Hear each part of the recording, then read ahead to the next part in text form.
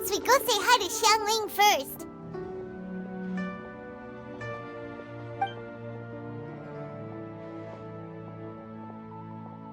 Huh? Xiangli? What a pleasant surprise meeting you here! Oh? Why, the pleasure is all mine, as is the surprise, surely. It must be fate that brings us together in this place. How have you fared as of late?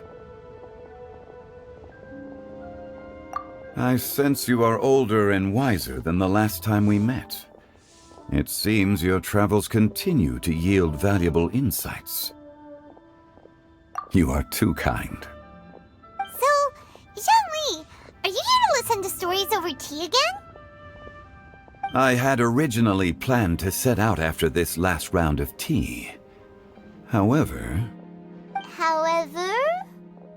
I had planned to take a walk to Qingse village and gather some nascent bamboo shoots, which are currently in season. A villager there once gave me a small sample, and they possessed a most excellent flavor. Huh? Nascent bamboo shoots? Why can't you just use normal bamboo shoots instead? Wait, Paimon knows! Because Zhongli prefers the finer things in life, right? Okay, Mr. Particular, let me guess. Ahem. The nascent bamboo shoot has a uniquely tender texture and a delicate sweet taste that its normal cousin cannot match.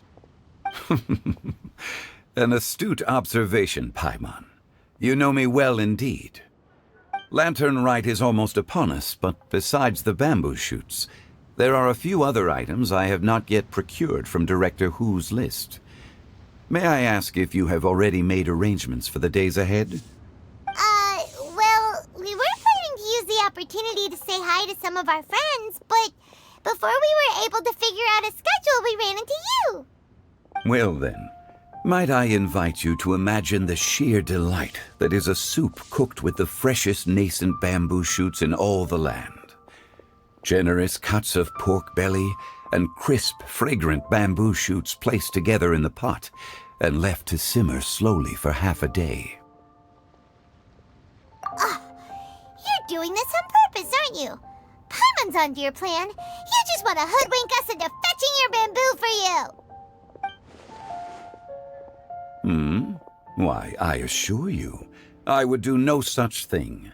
I merely wish to inform you of the freshest, most succulent and flavorful bamboo shoots one could ever hope to taste. Ugh, let's go, Traveler. Paimon's taste buds can't take it anymore. Collecting a few bamboo shoots shouldn't take too long. Paimon has got to get her hands on some of that soup. Such fine specimens are indeed well worth the excursion. Very well. I shall leave the bamboo shoots to you. Should you have the good fortune to find some, please share them with me as well. See? Paimon knew he was just bamboozling us. However, there is no need to rush. The streets of Liu will be bustling with visitors and filled with all manner of celebrations during the festive period. By all means, go wherever your interests lead you. The nascent bamboo shoots would be but a wonderful final touch to a most exceptional feast. What an honor it would be to savor them in the company of friends. We're heading out. Enjoy your walk, Youngly. Take care now, you two.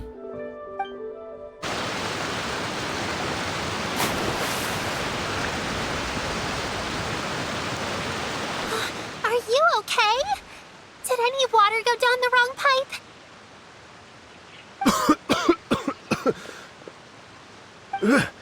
I think I'm okay now. Thank you so much. That was scary. Well, at least you're all right. All thanks to your savior here. Oh, a little girl? Greetings, everyone. My name is Yao Yao. It's a pleasure to make your acquaintance. Whoa, she's so well-mannered. My name's Paimon, and this is the Traveler. I'm Dvorak, a musician from Fontaine. I came through Stone Gate, intending to head towards Liyue Harbor, but then I became captivated by the beautiful scenery, and before long, I was completely lost. Just now, I was so mesmerized by the waterfall that I slipped and fell into the water. If it weren't for Miss Yao Yao's help, I shudder to think what might have happened. It's all right, Mr. Dvorak. The splashing around the bottom of the waterfall means the stone path is always wet and slippy. You definitely have to be careful. Next time you're exploring an unfamiliar environment, try to focus on what's right in front of you. Don't let your mind wander. As long as you watch your step, accidents like this won't happen anymore. Yes, ma'am. I understand. I'll remember to be more careful next time.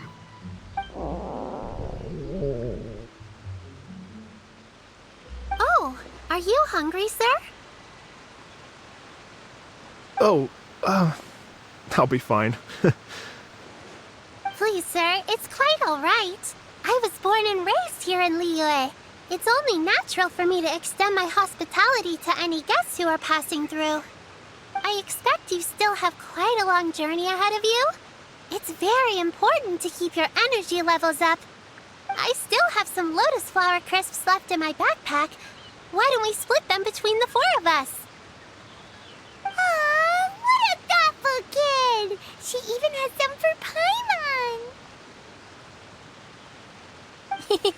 You're welcome. Mmm, so tasty! If only there were more. Having a healthy appetite is a good thing. It means Paimon's still growing. If I'd known I was going to run into you, I would have made a second batch. Hope you're taking notes, Traveler. This is how you treat your Paimon. What do you think, sir? Are Liyue's snacks to your taste? I wonder if they're not sweet enough. No, they're perfect. When I was traveling through Mondstadt, I had a chance to try one of their moon pies. It had a meat filling, unlike these crisps. But apart from that, it seems like they follow a similar cooking process. Both are delicious in their own way. As for Fontaine's cooking, though, it's been a long time since I've had a taste of home. Sounds like you spend a lot of time on the road, huh? I do. It's part of my job. I'm one of the main organizers of the Iridescence Tour. Iridescence Tour? The Iridescence Tour is one of the biggest music festivals in Fontaine. We're looking to expand, though. Our aim is to hold a festival in every nation. At least, all the main organizers share this goal. Unfortunately, it's a long story, so I'll spare you the details. But anyway, so the main reason I'm traveling all around Tavad is to promote our music festivals. But I have some personal reasons, too. Well, what are they? Just tell us already. Let me see. Well, to explain it in full, I'd have to start with a story from my ancestors. I don't want to take up too much of your time. Oh, I love listening to stories. We want to hear it too. Okay, then I'll start from the beginning. The story goes that my ancestor, who was also a traveler, once slipped and fell into a lake during his travels. As he was sinking and gasping for breath, he heard a wondrous tune in the air. They say it was the most beautiful, moving melody he had ever heard. Even in that life and death moment, the ethereal music seized his full attention and almost made him forget the fact that he was drowning. When he finally came to, he found that he had already been brought ashore. Not too far from him stood an unfamiliar woman with an almost divine aura. Once she saw that he was no longer in danger, she left without a word. My ancestor tried to run after her to give his thanks, but although a mere dozen paces separated them, no matter how quickly he gave chase, he drew no closer and remained a dozen paces behind. In the end, all he could do was to bow in thanks to the woman as he watched her walk away towards the rivers and mountains in the distance, before at last he turned around and made his way home. Once he returned to Fontaine, he began to learn an instrument so that he could spread his story far and wide, just like the bards. After generations of retelling, embellishing, and dramatizing, people have come to think of that lady as something like a fairy. The story's become something of a local legend in Fontaine. It's called the Lady Overlooking the Lake. People now say that if you go down to the lakeside and play an instrument, so long as you play a pleasing melody, you will hear a fairy lady who is hiding out of sight, playing along with you. Wow! Well, yes. As it stands now, it's become a touch too romantic and detached from reality. But I understand the original story and its historical grounding better than anyone else. I wanted to find out the truth of this tale. So I decided to retrace my ancestors' steps and search for that lady's modern-day descendants. Of course, there's no way of knowing where my ancestor fell into the lake all those years ago. So I always knew that the search would be akin to looking for a needle in a haystack. I've spent many years on the road now, and I'm nowhere near as fit as I was in my youth. The wish that I've spent half my life chasing after has now become something of an obsession. Well, I haven't lived half of my life yet, but still, I understand how you must feel. Paimon too! It's like... imagine if you saved the center of a lotus flower crisp, which is the best part, by the way, because you wanted to eat it another day. But then suddenly, sploosh! It falls into the water, never to be seen again! Paimon would definitely remember that for the rest of her life. There's no need to feel sorry for me. I've made some progress over the years. For example, I've concluded that the story must have taken place in Liyue. Oh, so you finally found a lead? Yes, in fact, that's an intriguing story in and of itself. I'd always known that Mondstadt is the city of song and freedom, but more recently, I heard that the Animal Archon returned to Mondstadt for a festival in the fall, and learned that he himself is a patron deity of music. So I prayed for the Animal Archon's guidance in the Mondstadt Cathedral, and as soon as I set foot back outside the front gate, I noticed a cluster of leaves being blown in the wind further and further west, towards Stone Gate. A friendly local told me that this meant the wind was guiding me in the direction of Liyue, so I followed their advice and made my way here. Right? You get it. I knew I'd find someone that agrees with me eventually.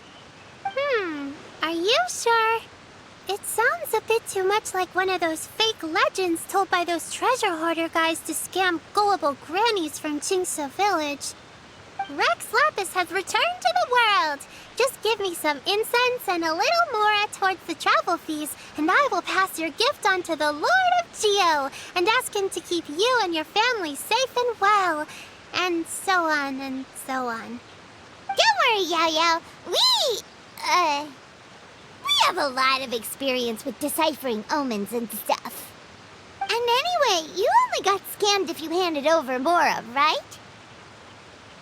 Actually, to express my gratitude, I did spend rather a lot of more on several bottles of fine wine, which I left at the statues of the Seven along the way. Oh dear. Well, how about this, ladies and gentlemen? Why don't I bring you all to Yujing Terrace to see Miss Ganyu? I don't know very many people, so I can't help you out much. But Miss Ganyu and the Qixing know just about everything. If you've been scammed, they'll help you get your Mora back. And if the wind was telling the truth, and you want to keep looking for that lady's family, they'll be the best people to ask. But you've already helped me so much. Well, I was going to take some new medicinal herbs and plants I picked to Miss Ganyu anyway, so it's no trouble at all. You know what? It's been a minute since we saw Ganyu too. It should be nice to pay her a visit before Lantern, right? All right, well, my sincere thanks to you all. I will never forget your kindness. Okay, everyone. Please follow me. I'll be your guide. Remember to watch where you're going, okay? Uh-oh. Paimon's out of a job. Oh well. Paimon will just be a cheerleader instead.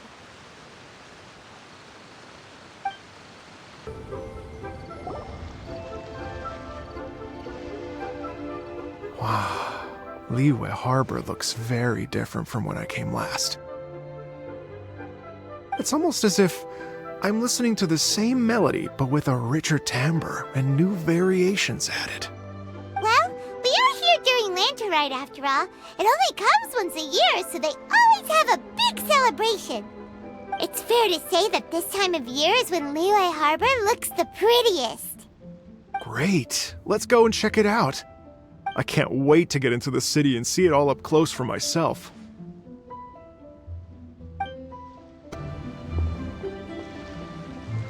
Hey everyone! Fancy meeting you all here. What a nice surprise. Hello, Xinyan. Let me introduce some new friends. They are... Traveler, Paimon, and Mr. Dvorak, right? I've known them all for quite a while. When I was last here to advertise a Liyue stop for the Iridescence Tour, Xinyan was one of the few people willing to give me the time of day. Well, feels like I've been chasing this Iridescence Tour bandwagon halfway around the world, but I keep getting stood up. What's going on, Mr. Dvorak? I'm so sorry, Xinyan. We've had a string of terrible luck recently, and every time we've tried to put on a show, something or other has come up to stop our plans from materializing. Is that right? I guess it can't be helped. So, what brings you to Liyue Harbor at this time of year anyway? Thinking of putting on a music festival during the Lantern Rite celebrations? A Lantern Rite music festival? Yes, please! No, I'm actually here on personal business this time. Oh, so no Lantern Rite music festival? I mean, that's not just up to me. Hosting a music festival takes a lot of funding and personnel. Moreover, I've never worked with the Liyue authorities before. Even if I were to start putting something together right now, I think it'd be too rushed. Wait, but we're going to meet the Liyue Qixing, aren't we? And they're the ones in charge. Uh-huh, that's right. Miss Keqing and Miss Ningguang can make anything happen. You mean... what? This is the perfect opportunity! Well, sure, it might not work out, but it can't hurt to bring it up as a suggestion. That's the spirit! See? Even the Traveler agrees with me. Mr. Dvorak, don't let yourself be put off by the fact that a few things haven't worked out recently. As for the performers, I can put you in touch with some local artists. My friend Yunjin is a well-known opera singer in Liyue. With her support and a commissioned song from the Yunhan Opera Troupe, we should be able to get something going. But what about you, Xinyan? Are you just going to sit this one out? What do you take me for? If we actually manage to make the Iridescence Tour Lantern Rite Grand Concert a reality, you think I'd let anyone else perform the opening act? Wow! There's that rock and roll spirit! What do you say, Mr. Dvorak?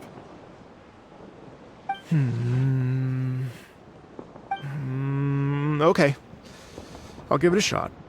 But the opening act is not something to be chosen lightly, Xinyan.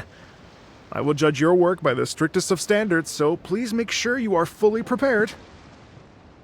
Are you kidding? I thought you'd never ask. Whew, guess my shopping time's getting cut short. I'm gonna head back right away and start working on this. Yao Yao, if you run into your senior on the way to the Qixing, please send her my regards. Okay, I promise I will. Good luck with your music, Xinyan. You've got this, Xinyan!